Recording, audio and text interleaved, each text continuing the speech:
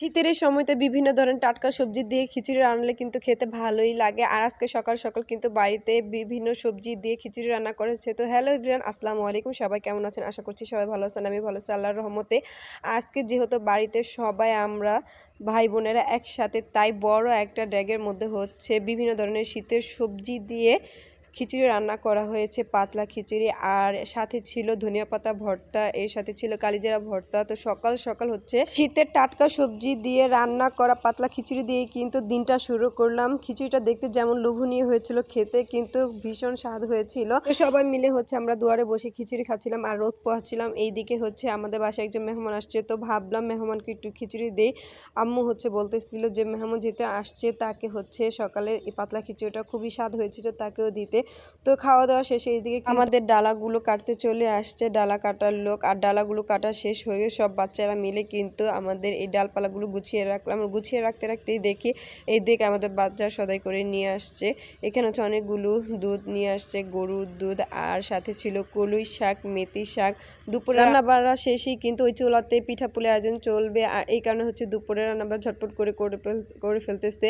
আর এইটা দেখ ছোরতা দিয়ে কিন্তু খুব সুন্দর করে আমার ভাগ্নে এখানে সুপারিগুলো কেটে নিচ্ছিল। ছোরতা দিয়ে কিন্তু সুপারি কাটতে খুবই সুবিধা। সুপারি কাটার জন্য ব্যবহার করা হয়। এইটা দিয়ে কিন্তু খুব সহজে অনেকগুলো সুপারি কাটা যায়। তো এইদিকে রান্না বাড়া শেষে কিন্তু ওই গরম চুলোতে দুধ জাল দেওয়া শুরু করে দিয়েছে। যেহেতু আজকে অনেক দুধ দিয়ে হচ্ছে খিসা তৈরি করা হবে। এখানে 7 কেজি দুধ রয়েছে। তো এই দুধ দিয়ে খিসা তৈরি করতে কিন্তু অনেকক্ষণ দুধগুলো জাল দিতে হবে। তাই এখানে গরম চুলোর মধ্যে কিন্তু রান্না শেষে বসাই দিয়েছে দুধ জাল দিতে। খিসা তৈরি করতে কিন্তু অনেক সময় লাগে। আর এইদিকে কিন্তু গরম চুলো দুপুরে দেওয়ার কারণে ফাইনালি তাড়াতাড়ি আমাদের খিসাগুলো তৈরি হয়ে গেছে। আর আপুরা যেহেতু পিঠাগুলো বানাচ্ছিল, তো আমরা ভাবলাম যে আমরা একটু বিকেলে ঘুরতে বের হই। তো সব ভাগ্নিরা আর আমার 2 বোন মিলে, দুলা ভাই, আমার ভাগ্নারা সবাই একসাথে হচ্ছে একটু বিকেলে হাঁটতে বের হয়েছিলাম। আর এইদিকে হচ্ছে আমার বড়াপুরা বাসা পিঠাপুলির আয়োজন শুরু করে দিছে। তো এইদিকে অটো নিয়ে কিন্তু আমরা আমাদের বেজগাঁও রেল স্টেশনে একটু ঘুরতে বের হলাম। যেহেতু অনেক আগে আমাদের বেজগাঁও রেল স্টেশনটা হয়েছে, কিন্তু আমরা আজ পর্যন্ত এখনও কেউ যেয়ে দেখিনি। তাই ভাবলাম আজকে বিকেলে একটু, যেহেতু বড় বোন জামাই মানে আমার বড় দুলাভাই বাসায় আছে, তো ভাইয়া বলতেছিল যে চলো আমরা সবাই একসাথে রেল স্টেশনটা একটু দেখে আসি। তো ভাবলাম এই বিকালটা একটু ঘুরে দেখা যাক। তো ফাইনালি কিন্তু আমরা অটো দিয়ে আমাদের বেজগাঁও রেল স্টেশনে চলে এসেছি। কথা আছে মক্কার মানুষ হজ পায় না, তেমনই ঠিক আমরা আমাদের বাড়ির কাছাকাছি এত সামনে কিন্তু আমরা আজ পর্যন্ত আমাদের এই রেল স্টেশনে আসিনি কখনো। এই আজকে প্রথম আসলাম। আর এসে তো দেখি এত সুন্দর করে রেল স্টেশনটা তৈরি করেছে। এখানে দাঁড়িয়ে তো আমাদের ঢাকা মাওয়া মহাসড়ক দেখতে এতটা সুন্দর লাগছিল। এখানে শুধু ঢাকা মাওয়া মহাসড়ক বলা যায় না, এই মহাসড়ক দিয়ে কিন্তু ঢাকা থেকে ফরিদপুর, তারপর হচ্ছে আমি যতটুকু জানি খুলনা, এই দূর দূর অঞ্চলে কিন্তু যাওয়া হয়। এই মহাসড়কটা অনেক সুন্দর করে তৈরি করছে। তো যাই হোক, রেল স্টেশনটা দেখে আমার খুবই ভালো লাগছিল। আমি একটু ভিডিও ক্লিপ নিচ্ছিলাম, খুব সুন্দর লাগছিল বিকেলটা আজকে। আর এই দিকটি কিন্তু এই রেল স্টেশনের যে এত সুন্দর করে বিল্ডিংগুলো তৈরি করছে, বিশ্রামের জন্য রুমও আছে হয়তো বা, সব কিছু আমার কাছে খুবই ভালো লাগছিল।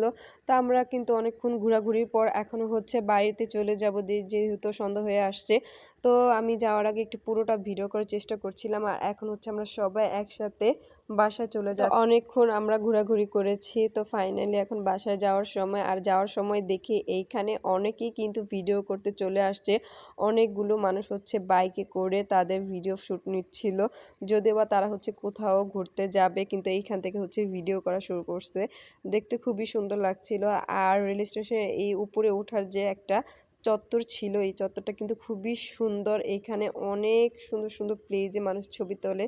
যদিও বা সন্ধ্যা হয়ে আসছে, কোনো ছবি সুন্দর উঠেনি, তাই হচ্ছে আমরা কোনো ছবি তুলিনি। এখন হচ্ছে আমরা বাসায় চলে যাব। তো ভাইয়াকে বলতেছিলাম এখন আর অটো নেওয়ার দরকার নেই, যেহেতু বাসায় চলে যাব। আমরা হচ্ছে ওভার ব্রিজ দিয়ে করে বাসায় চলে যাই। ভাইয়া তারপর বলতেছিল যে না, অটো নিয়ে চলে যাই, কিন্তু আমরা নিষেধ করাতে বলছিলাম যে একটু হেঁটে হেঁটেই যাই, সমস্যা নেই। তো যাওয়ার সময় বড় দুলাভাই বলতেছিল যে কিছু ভাজাপুরি বাসায় নিয়ে যাই। তো তাকে বললাম যে না, এত বেশি কিছু নেওয়ার দরকার নেই, যেহেতু বাসায় পিঠাপুলি চলতেছে। তো আজকে হচ্ছে কোনো কিছু নেওয়ার দরকার নেই। তো দুলাভাই বলতেছিল যে চলো আমরা একসাথে হালিম খেতে যাই। আর হালিম খেতে যেয়ে দেখি হালিমের দোকান বন্ধ, খুবই দুঃখের একটা বিষয়। তো কি করার, এখানে ভাইয়া হচ্ছে কিছু ভাজাপুরি কিনে নিয়ে গেল বাসায়।